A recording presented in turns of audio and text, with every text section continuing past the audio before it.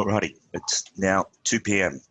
Thank you everybody for being involved in this webinar. We do these webinars once a month on a different subject, highlighting some of the major features inside online WHS. And by doing a different topic each month, it's a great way for you to learn the system, because in this these tutorials, I'll be going over a certain register for 25 minutes. So it's quite a detailed kind of tutorial, this one, or webinar, and where you'll learn all the different aspects of that different register. And today's register, we're actually going to be doing it on the hazard register. So the hazard register works like many of the other registers inside the system: red, orange, green. So when a hazard is logged, it will be red. After assessing it, it will actually turn orange, and then after you develop the control measure, it will turn green. It is an extremely important register in your system. And arguably, this is what you're trying to use to reduce and provide a safer workplace throughout the entire process. So by identifying hazards and undertaking a risk assessment and developing control measures, well, hopefully you don't have to use this register as much, because you won't be having as many incidents. Incidents may always occur, but this is what you're using this register here to reduce the likelihood of an injury or kind of processes to your employees. So what is a hazard? Well, basically, when it comes down to it, a hazard is a source of potential damage to basically your employees or property and so forth. So, and what is the risk? The risk is, well, what's the chance that is going to occur? So what you're actually doing is you're identifying the hazards in your workplace. You've got different categories, and we'll go over these when we get into the risks assessment processes and so forth. But you're looking at, this is what this entire register has been designed to do.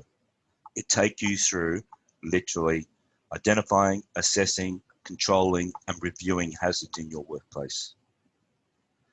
So sometimes the hazards could be things that you just oblivious to. I'll give an example of that. I was doing a presentation to a bunch of people, and they've gone, well, we don't know what a hazard is. We've never done a risk assessment. We don't know how to do all this, da, da, da.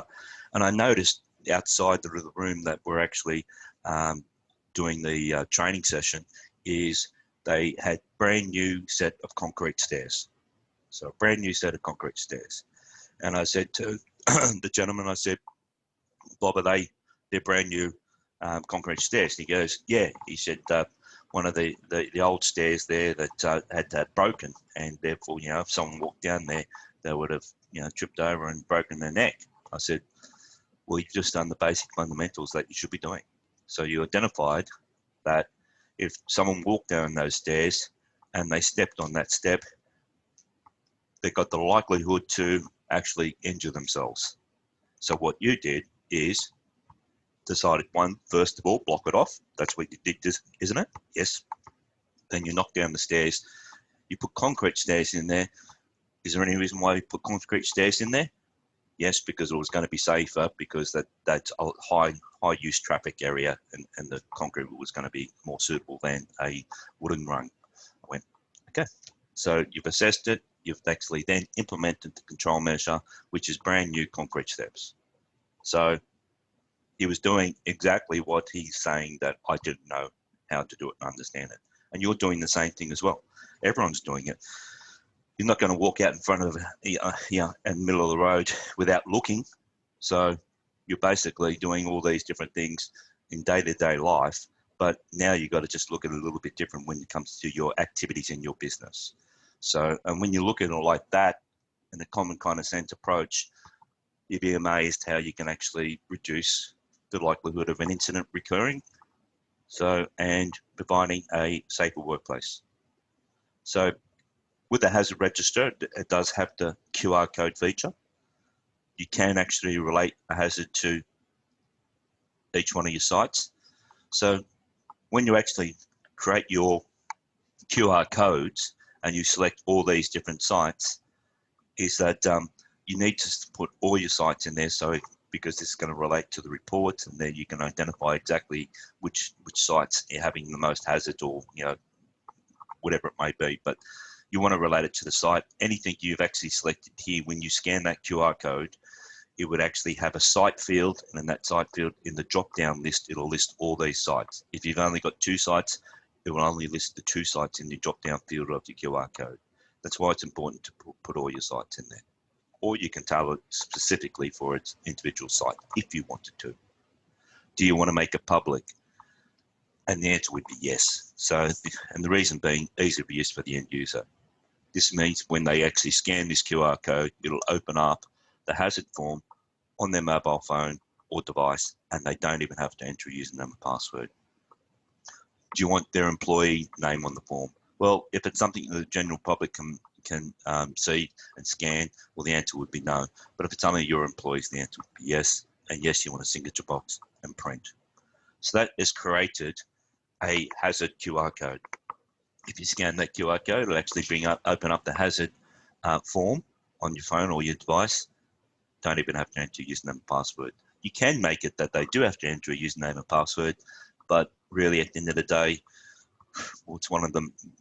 The reason why creating this kind of feature where it could just log the person straight into it is because there were so many people forgetting their username and passwords, because we've got so many username and passwords in our lives. So and it's just much easier for them to scan and go straight into that. So you could print this out, laminate it, do whatever it may be. Some clients actually have got a plastic printing card machine. We have actually got one of those. If you did want, say for an example, some of these printed out on a sun-resistant plastic card, which is the size of a credit card, you can do that. You can order some. They're around about $5 each, but you can send an email. But they will last literally, for a long, long, long time, instead of having something laminated, or just put it, out there where they're going to get damaged. So let's go through the actual process of the hazard. But first of all, we'll just have a look at all the different kind of buttons on this kind of this register here as well. So you've got your print QR code. You can publish this register in a variety of reports. And you can print it in a CSV, Excel spreadsheet, PDF. Excel spreadsheet is probably best. So being that comma, derivative, it moves it. If there's a comma anywhere in, so for an example, your data will move it to the next line. So sometimes CSV comes out a little bit wonky, whereas Excel spreadsheet will put it all in right in the right columns. So you can add a new hazard by selecting over here, but you've got here, once a hazard entered into the system, it'll go red. You can actually edit that hazard if you wanted to and update it. Same as every single register, you've got view. So you got edit, view, and all the upload features and all that kind of stuff inside here. And in the view section is where the log is. Now this is pretty important because you can actually build checklist and relate it to a hazard. So, and it's a good way for you to actually show that you are implementing those control measures, and the people are still checking that this risk and hazard is under control. So let's go back to here. So you can actually upload a document in here if you want to do a documentation. So or you can actually even enter here. It might be that you've taken a photo or something like that and you want to put it up there as well. So totally up to you. So if I go add hazard, I can relate a hazard to a site. This is picking up my activity register.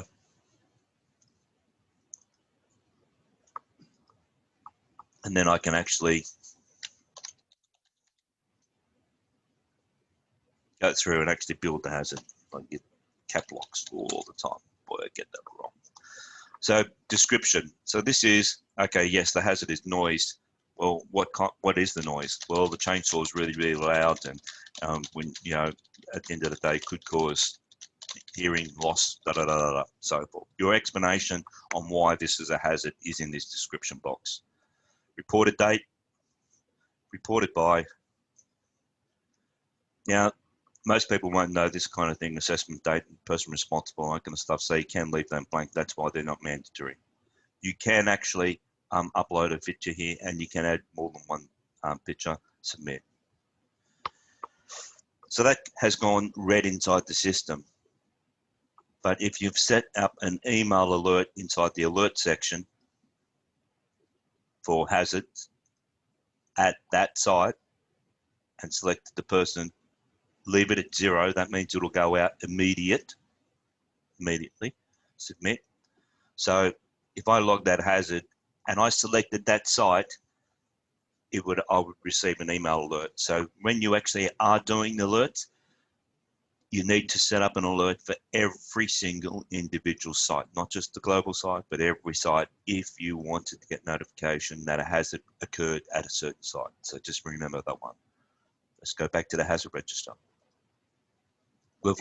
We've actually logged our hazard, and you could see that those fields were pretty easy to use, and it stood the test of time. This register, not much has changed in it, but there is a big upgrade coming in. We're going to be bringing corporate risk inside here, but I'll go over that later. So it comes here, it's gone red, it'll actually go assess. Now you could use the helper with all these steps here. So in this helper here, you're looking at, you can actually how to add a hazard and how to assess a hazard. And the system will actually highlight and take you through how to undertake the risk assessment. So hazard types. Depending on how you want to set out your kind of hazard types and so forth, they're all sitting here. But if I go back to that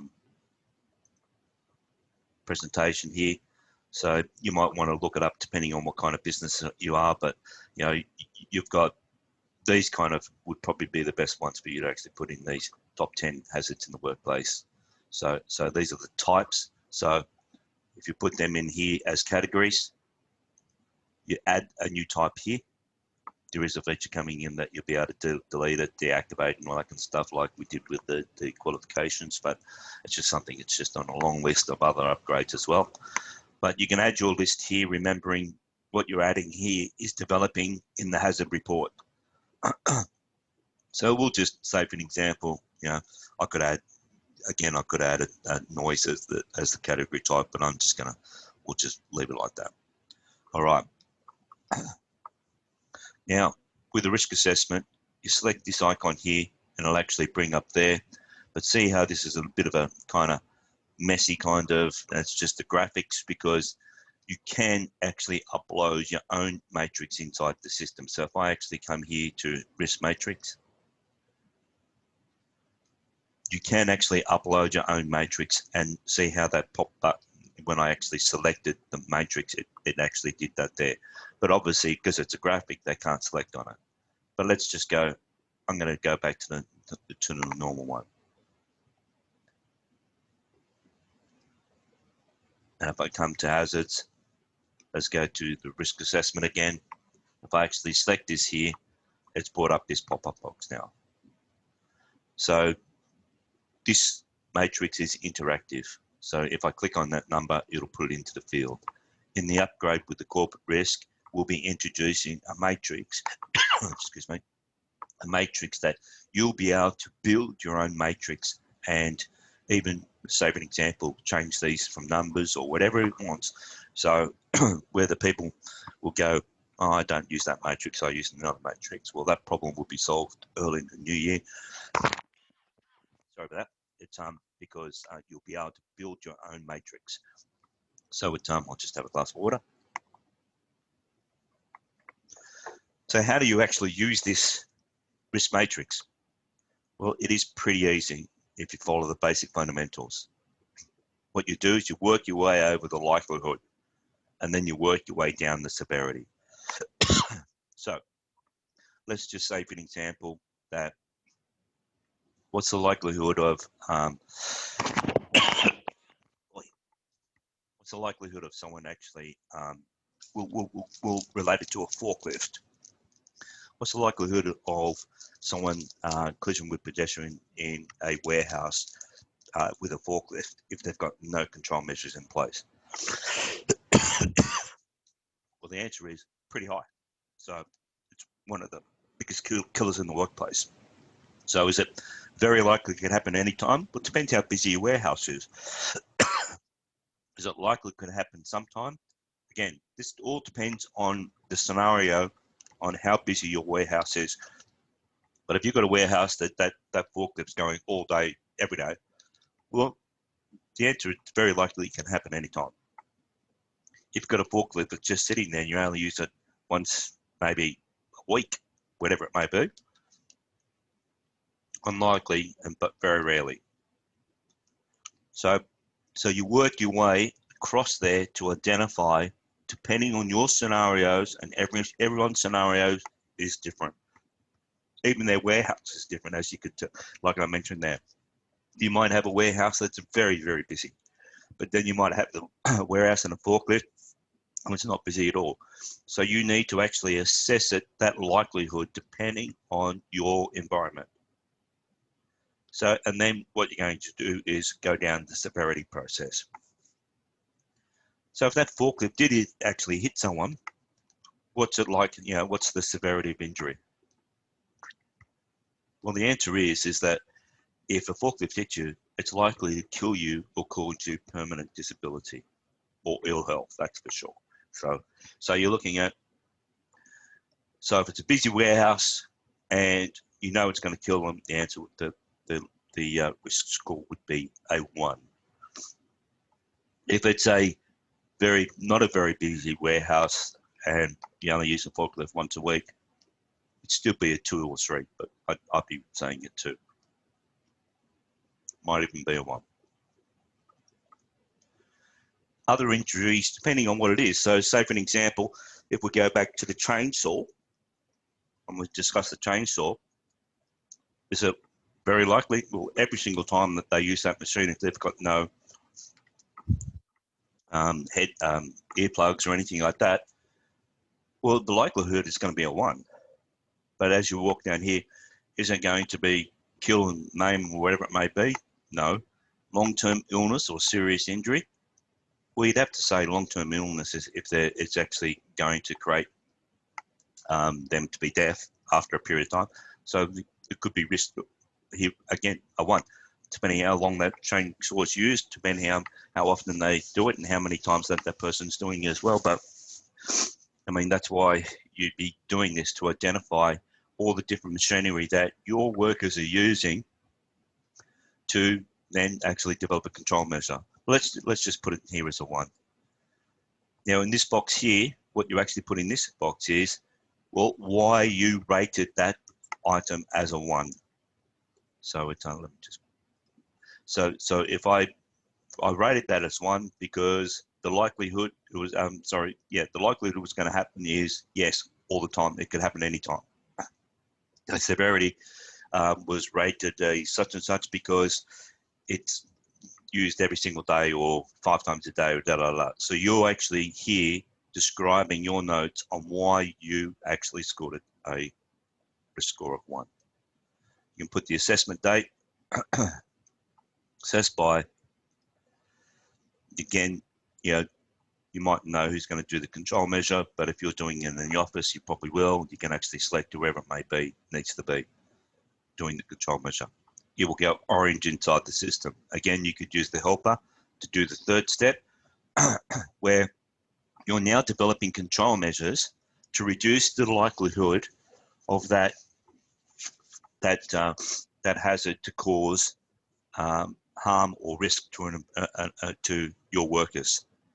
So the classic example of a forklift.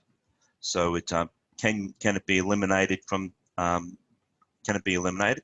Well, the answer is no. You still need the forklift because you can't not move all those pallets without a forklift. Can you substitute hazard with something safer? No, we still need that forklift. We can't move those pallets without it. Can you isolate the hazard from the person at risk?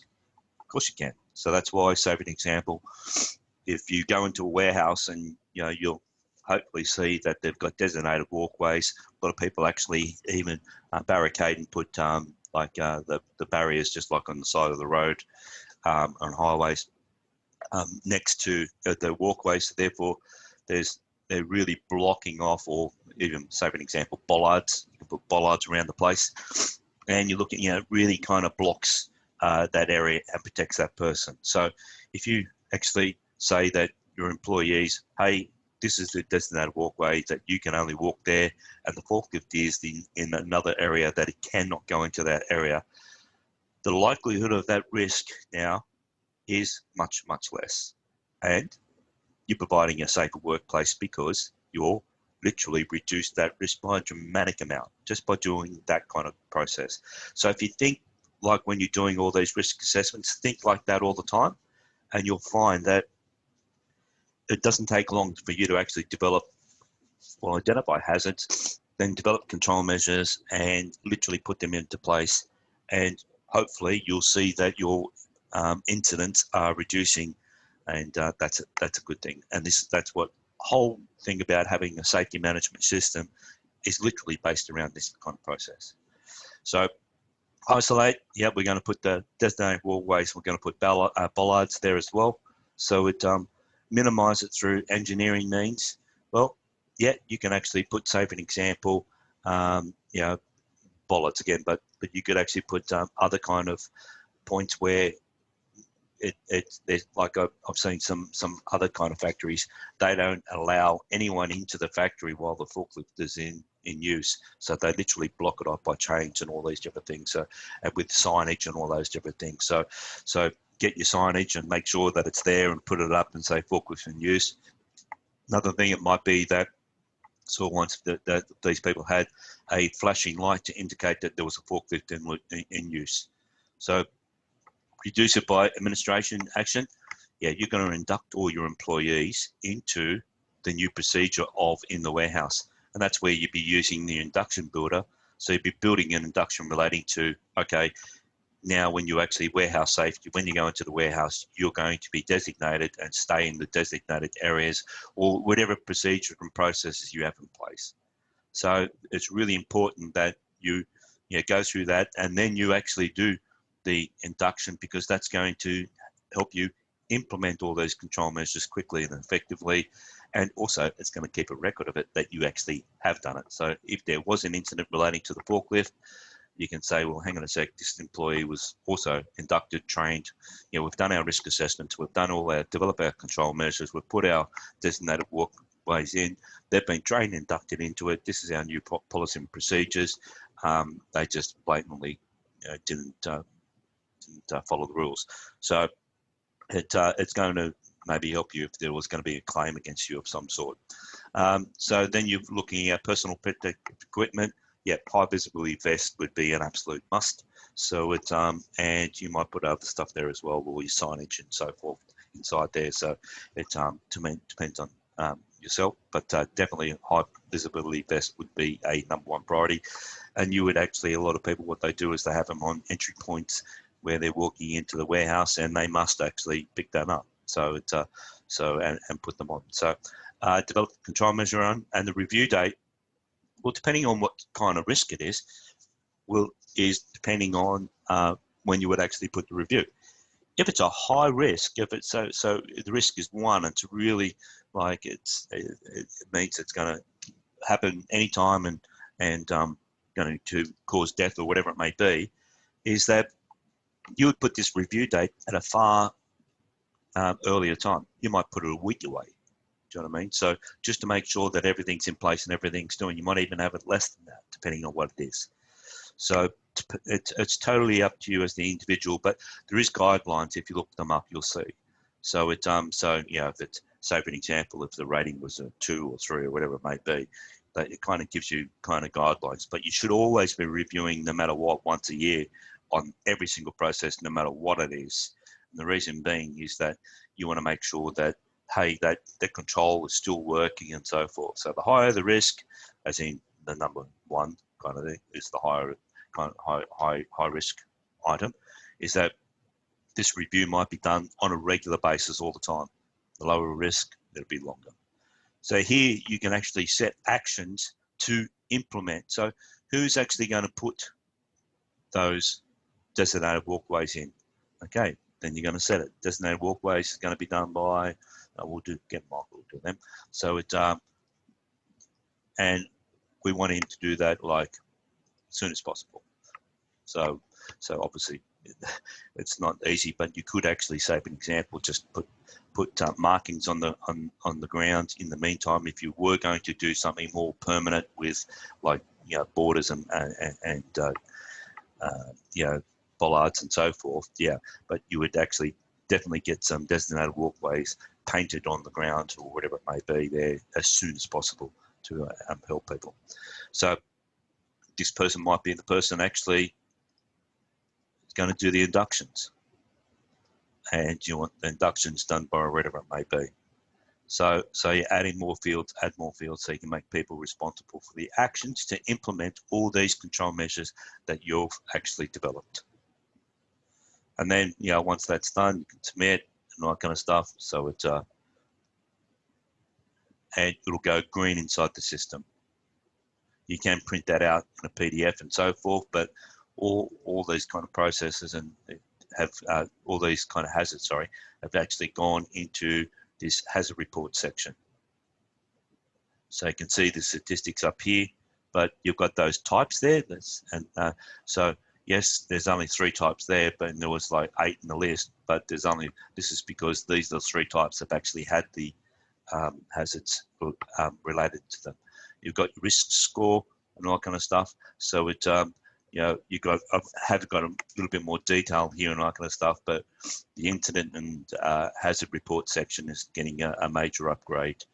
Incident section should be in the system by January, and then you're looking at the hazard section should be around about February with the corporate risk module. So, but you can print this out and see where all your hazards coming from, what machines it's related to, and so forth. So really, at the end of the day, this is an extremely important register, and what safety is all about. Identifying, assessing, controlling, and implementing and reviewing is the things that you're doing to reduce the likelihood of you using this register here. So if you're using this register a lot, you need to be using this register more to actually see where your incidents are coming from and reduce them before they occur. So it, so that is the hazard register, and and how to get the most out of it and so forth. It does.